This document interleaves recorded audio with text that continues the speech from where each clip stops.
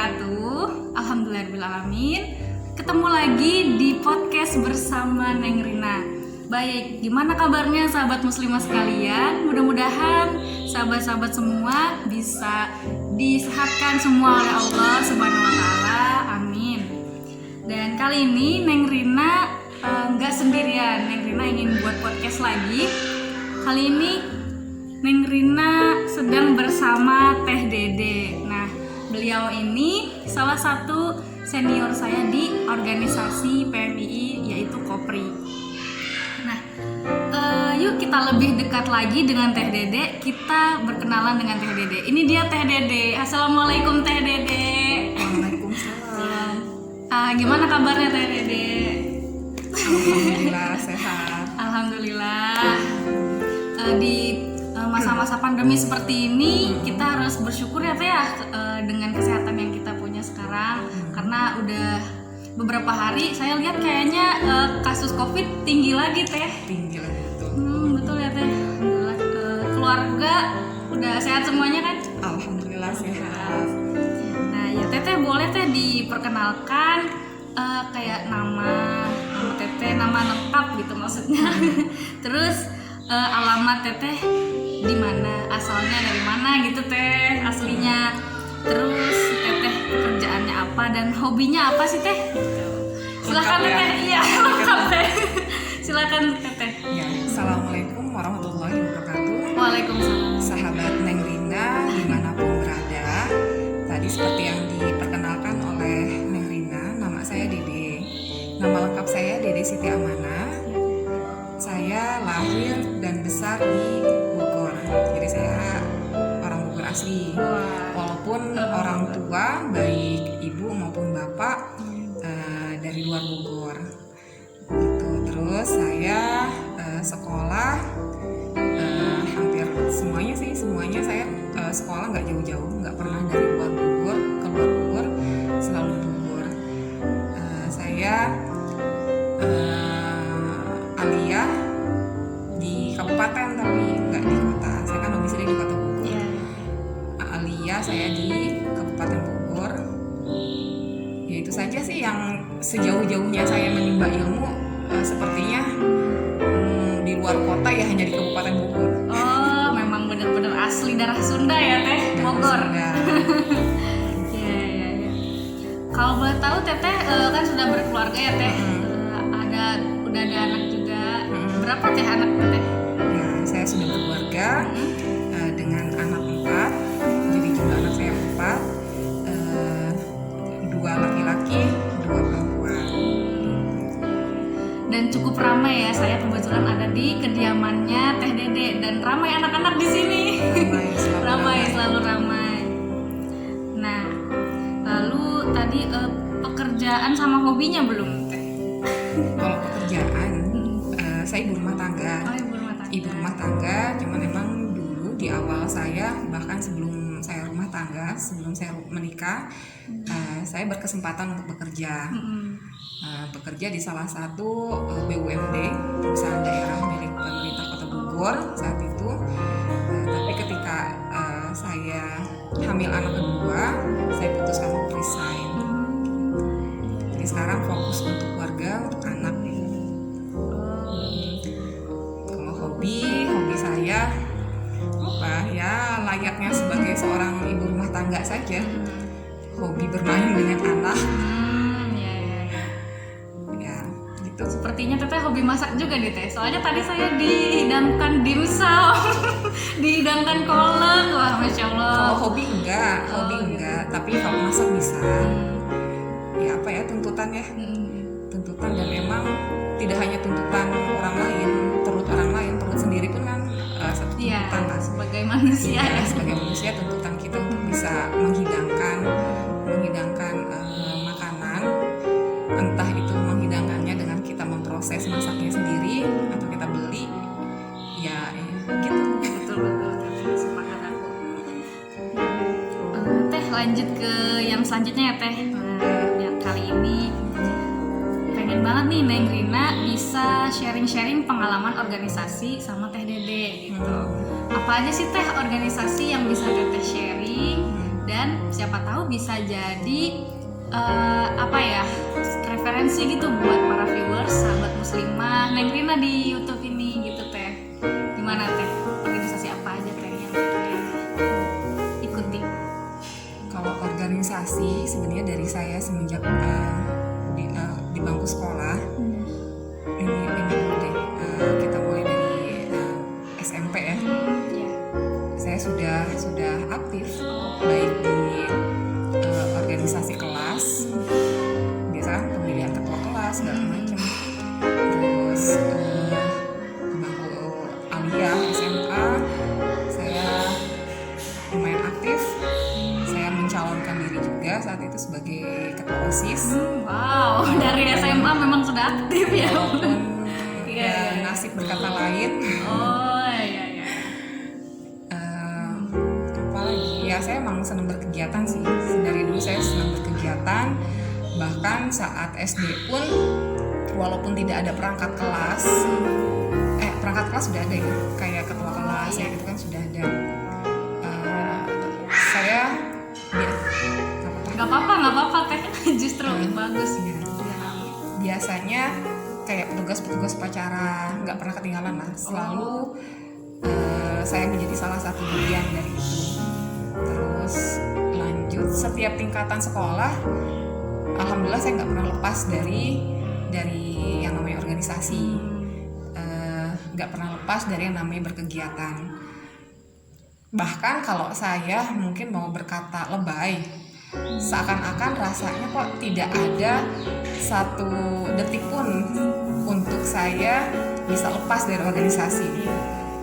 Karena seperti yang tadi saya sampaikan, mulai dari bangku kuliah tingkatan SD, SMP, SMA, lalu lanjut ke kuliah, di bangku kuliah, saya aktif di BEM, saya aktif di ekstra kampus, jadi ke organisasi luar kampus saya juga aktif.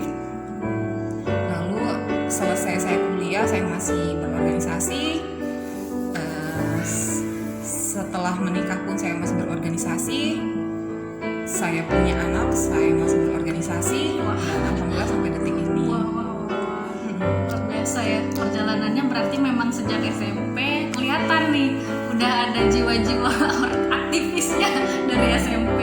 Lalu SMA juga ternyata Teteh nyalonin jadi ketua OSIS tuh dulu. Pernah ya. Mungkin ada teman saya yang nanti melihat podcast ini bisa ya. Ingat mungkin ya. Bisa mengingat lagi.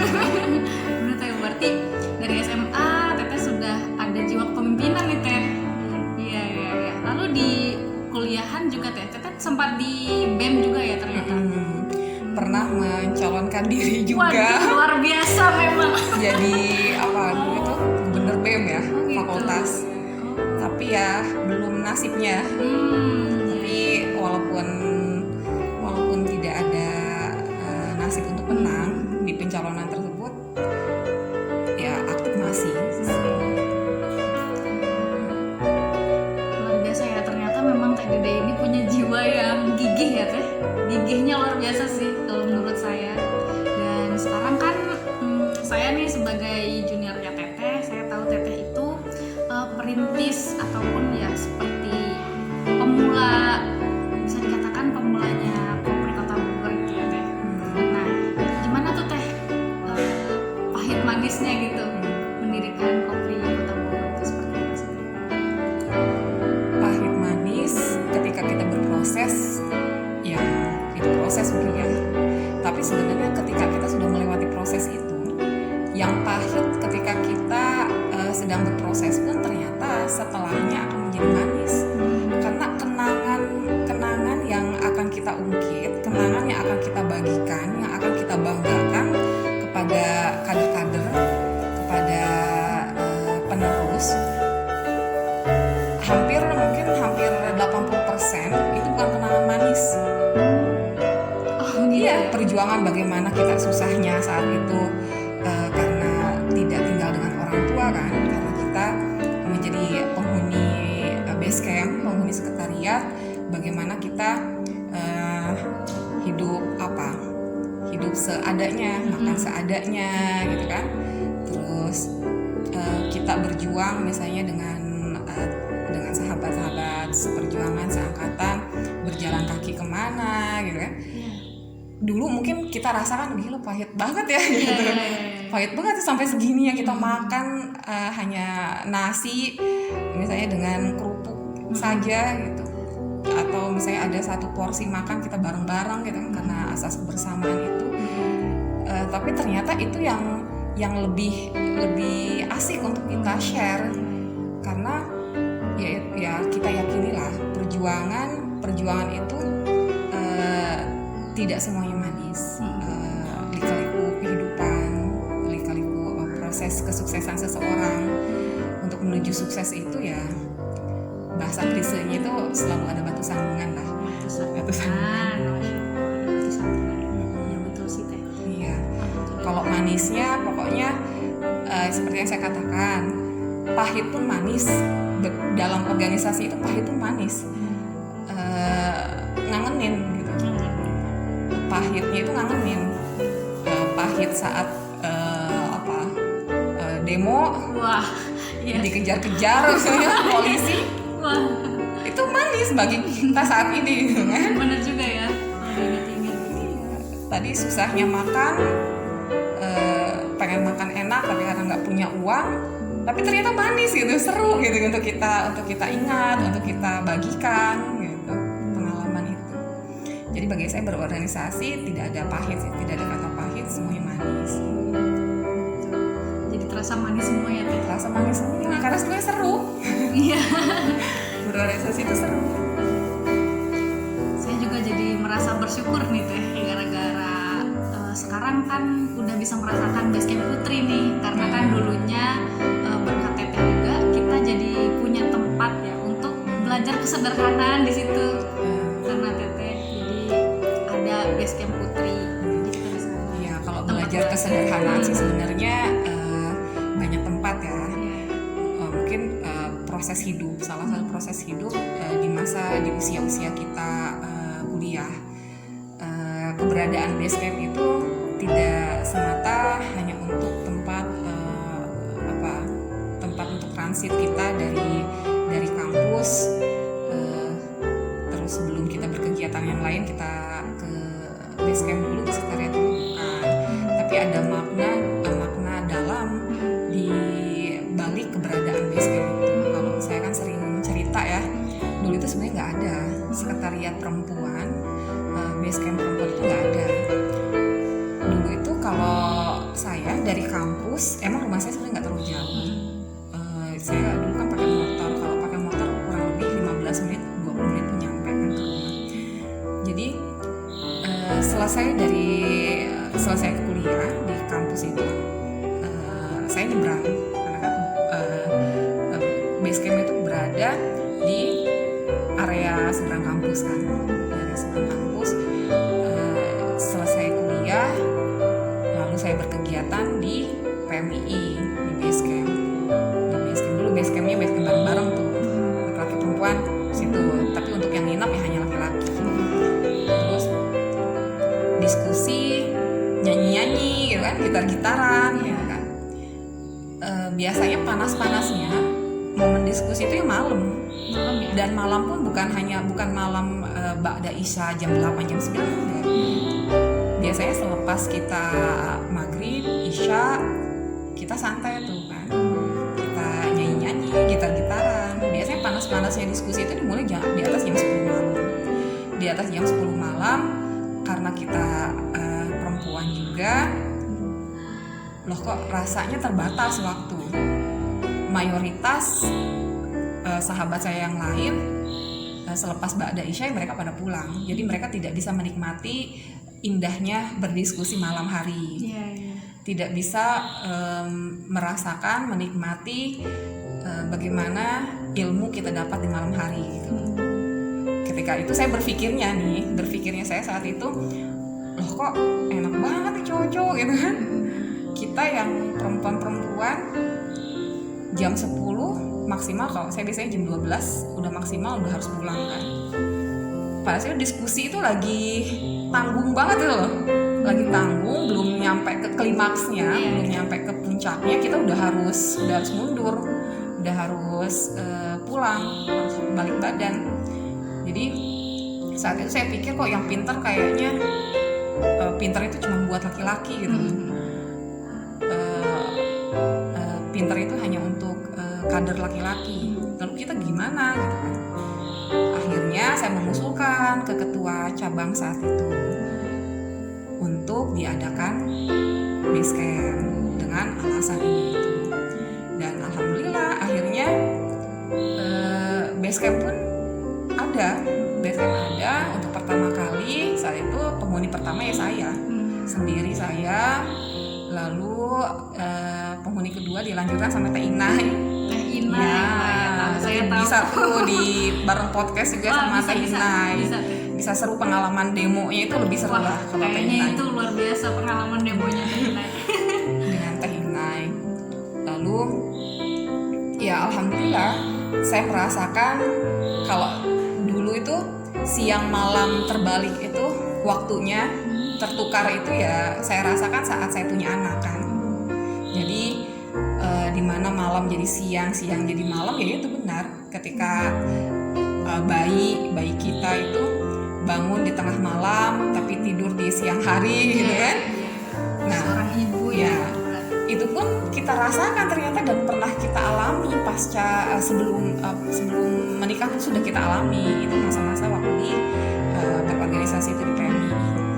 Jadi pagi, siang kita di kampus, lalu siang kita di kampus nih, siang di kampus, lalu sore malam kita di base camp, sempat istirahat dulu saya, lalu tengah malam kita kumpul untuk diskusi sampai mau ke waktu subuh, baru kita kembali ke tempat kita untuk tidur di base camp perempuan.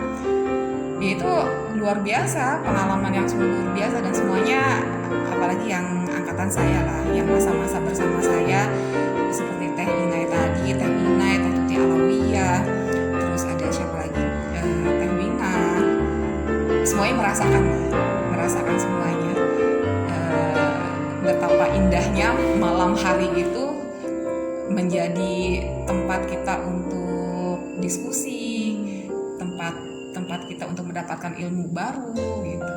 Jadi ya pengalaman luar biasa.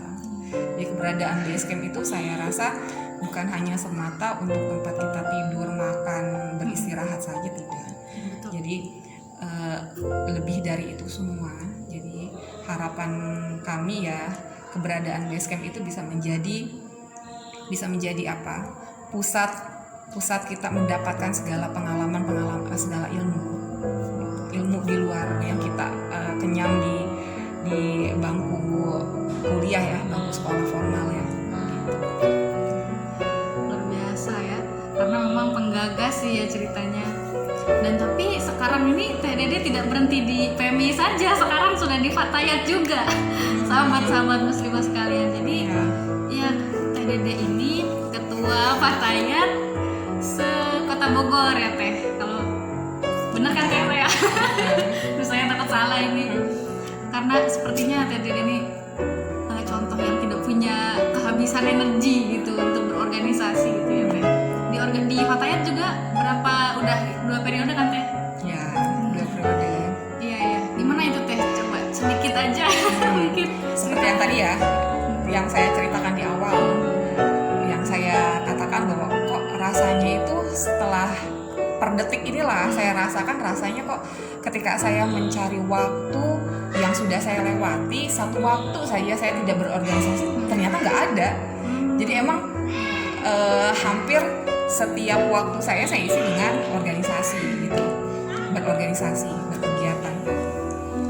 Jadi selepas dari PMII sekian minggu mau selesai tugas saya di cabang, saat itu saya sudah mulai mendekati Fatayat. Oh iya. Jadi kebetulan saya itu kan sering diminta jadi MC kegiatan di luar PMI lah, Fatayat, terus terus dulu pernah ICMI juga, ya kan. Jadi saya sering MC di Fatayat, tapi ternyata bukan cuma MC, saya pun diajak untuk mengenal lebih dekat Fatayat. Jadi 3 April saat Convercap Fatayat PMI, saat itu saya ingat itu saya selesainya saya langsung ke Fatayat, jadi anak bawang lah di Fatayat, di Fatayat jadi anak bawang. Jadi 2009 itu saya sudah mulai berfatayat sampai sekarang berarti tahun 2021. Hitungkan coba deh. Waduh, lama banget ya Teh. Berapa tahun tuh? 2009 sekarang 2021 sekitar 12 tahun Teh. 12 tahun. Ya seperti itu perjalanannya. Alhamdulillah lah, segala macam ya istilah yang sering kita dengar bahwa usaha itu tidak akan mengkhianati hasil ya. Alhamdulillah segala macam proses yang saya lalui di organisasi ternyata saya mendapatkan keberkahan dari semua itu. Pengalaman, ya ilmu, kesempatan. Sepertinya tidak akan ada habisnya nih. Kayak lama banget, kayaknya 1-2 jam gak akan cukup buat menceritakan energi Teteh yang begitu luar biasanya gitu Teh. Ya, mudah-mudahan nanti ada part 2 ya Teh. Buat kebanyakan pengalaman Teteh di organisasi, soalnya ya itu menurut saya yang masih di sini aja gitu ya. Di sini aja karena kan emang masanya. Kita kan setiap orang ada masanya dan setiap masa ada orangnya. Saya pun kan pernah berada di posisi Neng Rina kan. Ya saya di PMI, hanya di PMI saja, saya nggak bercabang kemana-mana. Saya fokus aja di PMI. Saya fokus di Kopri, kan. Fokus berkegiatan di PMI. Jadi bukan kamu belum nyampe saja kan ke titik saya, usianya jauh. Iya benar. Amin, mudah-mudahan Teh, mudah-mudahan bisa seperti TDB. Amin. Harus lebih. Aduh. Ya karena saya harus ya tentunya kalau dibandingkan dengan yang lain saya bukan, ya kalau saya secara pribadi ya namanya manusia tidak pernah ada rasa puas ya. Dan saya pun merasa saya belum jadi apa-apa sebenarnya. Hanya tawadu sekali. Ya, yang saya pertahankan saat ini ya paling tidak saya istiqomah di organisasi itu bisa menjadi contoh aja untuk ya, betul, untuk kader-kader sekarang gitu. Istiqomah itu memang berat ya. Segala sesuatu kayak layaknya apa? Naik turun gitu ya. Iya. Naik turun, karena kalau lagi semangat ya semangat, kalau kita lagi turun juga semangat kita ya down. Cuman kan bagaimana cara kita memanage rasa itu. Sebenarnya berorganisasi itu memanage rasa juga sih. Oke deh, buat yang terakhir kalinya nih, buat closingnya aku mau minta motivasinya Teteh dan kesan-pesan, mungkin pesan-pesan yang bisa disampaikan, bisa di-sharing buat sahabat muslimah sekalian, buat di viewers ini terakhir deh. Kesan-pesan ya tentunya bagi kita yang sudah memilih jalan untuk begini, jalan untuk berorganisasi, ya saya anggap kita itu sudah memutuskan bahwa diri kita itu menjadi golongan orang yang emang sudah menyatakan siap untuk keluar dari zona nyaman kita. Kenapa dikatakan sebagai kita keluar dari zona nyaman? Karena yang layaknya kalau seorang akademi, seorang mahasiswa pada umumnya yang mungkin mereka datang ke kampus, mengikuti perkuliahan, terus selesai ya mereka pulang, atau mungkin mereka jalan dengan teman-temannya, hangout istilahnya ya, nongki sana sini gitu. Tapi kita mungkin rada berbeda ya kan. Pulang dari kampus, selesai kuliah, kita datang ke base camp PMII, kita diskusi, kita kegiatan sana sini, kadang istilah gembel-gembelan gitu kan. Iya, gembel-gembelan. Ya itulah proses apa yang sudah kita pilih, jalan hidup kita, apa yang sudah kita niatkan, ya saya harap semuanya ya kita jalani, kita berproses. Insya Allah apapun yang kita jalani dengan keistiqomahan, dengan keseriusan, dengan niat yang tulus, insya Allah segala sesuatu kita akan peroleh keberkahannya lah. Keberkahan itu luas lah, bisa kebahagiaan hidup kita, bisa mungkin banyak hal lah, mungkin sampai dan bahkan mungkin sampai berkahnya itu sampai ke yang berbentuk materi, harta misalnya. Kita nggak tahu kesuksesan kita di depan nanti kan. Yang jelas ya, yang kita jalani saat ini ya kita jalani dengan serius. Jangan istilah ada setengah-setengah gitu. Yang tadi saya katakan yang memanage rasa. Ketika kita, ya ini pilihan hidup kita. Ketika kita lagi malas, kita lagi nggak mood, ya harus kita paksakan. Karena kan, ya gimana lagi? Iya, keluar dari zona nyaman. Keluar dari zona nyaman. Ya dan ya intinya kita harus mau tetap terus bergerak ya, jangan stuck di situ gitu ya. Kata Imam Syafi'i juga, siapa yang bergerak gitu kan, maka dia akan mendapatkan sesuatu gitu ya. Nah, mungkin melihat waktu juga, kayaknya kita cukupkan dulu sampai di sini ya Teh. Terima kasih banyak ini saya ucapkan, banyak-banyak terima kasih sama Teh Dede karena udah mau menyempatkan waktunya buat Neng Rina ngisi di sini di konten podcast Neng Rina. Ya, sami-sami mohon atas kesempatannya juga. Ih, Masya Allah, justru senang banget saya. Beda ya kalau kita lagi ngobrol, Iya. lagi ngobrol apa? Biasa Iya. dengan ngobrol direkam. Beda ternyata. Teh luar biasa Teh, alhamdulillah. Nanti mudah-mudahan ada lagi part 2-nya. Tapi gini ya, karena waktunya udah mepet, bukan berarti kita buru-buru sih, enggak. Nah mungkin kalau ada yang mau nanya-nanya lagi sama Teh Dede, bisa di follow aja Instagramnya Teh Dede. Teteh Instagramnya namanya apa Teh? Nanti biar aku edit. Amanah Dede.